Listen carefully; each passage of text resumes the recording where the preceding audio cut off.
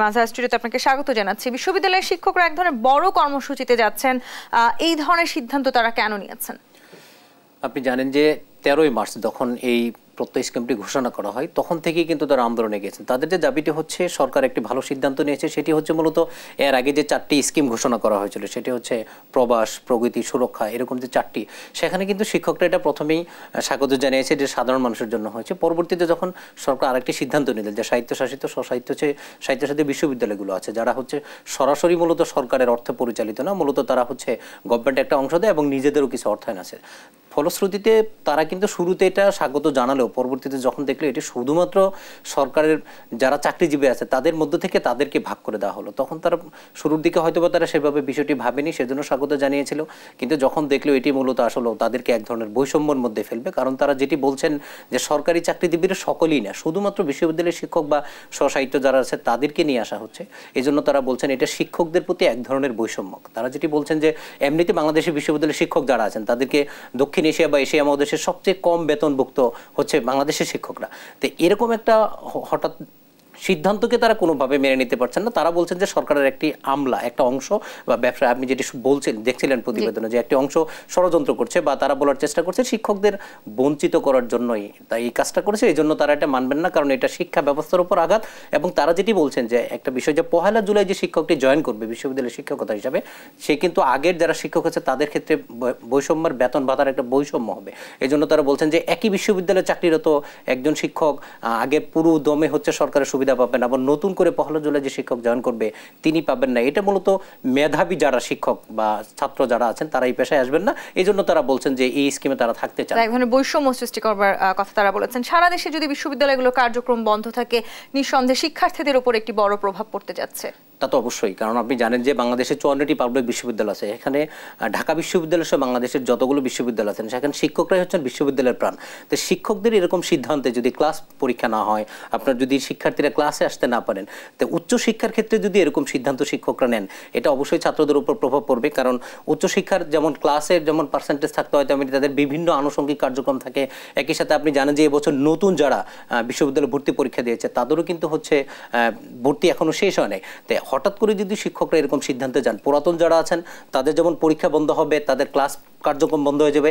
একই সাথে যারা 23-24 সেশনের যারা পরীক্ষার্থী আছেন তাদেরও কিন্তু নতুন সেশনের ক্লাস শুরু হবে না।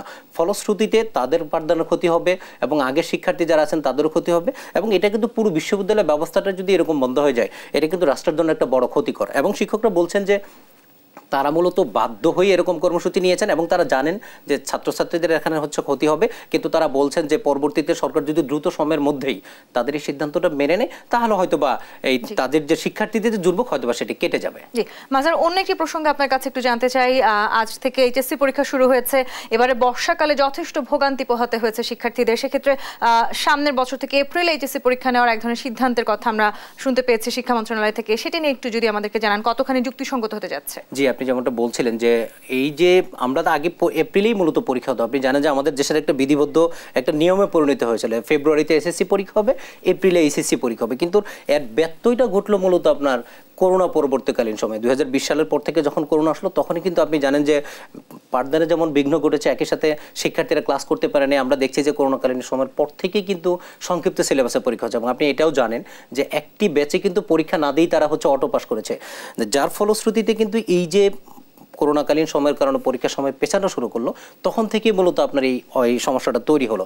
আমরা আজকে সকাল থেকে যখন দেখছিলাম যে আপনি জানেন যে এখন বর্ষাকাল চলে এবং এটি স্বাভাবিকভাবে বৃষ্টি হবে, সকাল থেকেই যখন আমরা রাজধানীর বিভিন্ন জায়গায় খোঁজ খবর নিচ্ছিলাম, আপনার একই সাথে বৃষ্টি এবং যানজট, এই দুইটা জিনিস মিলে যারা শিক্ষার্থী বা অভিভাবক যারা পরীক্ষার কেন্দ্রে আসছেন তাদেরকে কিন্তু অনেক দুর্ভোগে পড়তে হয়েছে। এবং আমরা দেখেছি যে অনেক পরীক্ষার্থী ভিজে একেবারে টইটম্বর হয়ে তারা ক্লাসে প্রবেশ পরীক্ষা কেন্দ্রে প্রবেশ করেছে। এবং এতে করে যেটা হয়েছে তাদের কিন্তু লিখতে যেমন অসুবিধা হয়েছে, কারণ একটা ভিজে জামা কাপড় নিয়ে কোনোভাবেই পরীক্ষার হলে কমফোর্ট জোন করা যায় না। এবং অভিভাবক যারা আছে তারাও কিন্তু বলছিলেন যে এই ধরনের সিদ্ধান্ত যদি সরকার পরিবর্তন করে, অর্থাৎ এপ্রিলে যেটা আমাদের নর্মালি হচ্ছে বর্ষাকাল থাকে না, সেই সময় যদি পরীক্ষাটা নিয়ে আসা যায়, এতে করে যেমন পরীক্ষার্থীদের জন্য ভালো এবং অভিভাবক যারা আসবে তাদের জন্য ভালো। এবং তারা এটা তাদের একটা দাবি ছিল। এবং আজকে কিন্তু শিক্ষামন্ত্রী তার সংবাদ সম্মেলনে বলে বলেছেন যে তারাও চিন্তা করছেন আগামী বছর থেকে সবার দিক বা বর্ষাকালীন সময়ের জন্য ছাত্রছাত্রীদের ভোগান্তি না হয়। কারণ তারা বলেছেন আবহাওয়া অধিদপ্তরের ঘোষণা হচ্ছে বাংলাদেশের উত্তর এবং দক্ষিণবঙ্গে এই সময়গুলোতে জুলাই আগস্ট বর্ষা বেশি হয়, যার ফলশ্রুতিতে কিন্তু সারা দেশে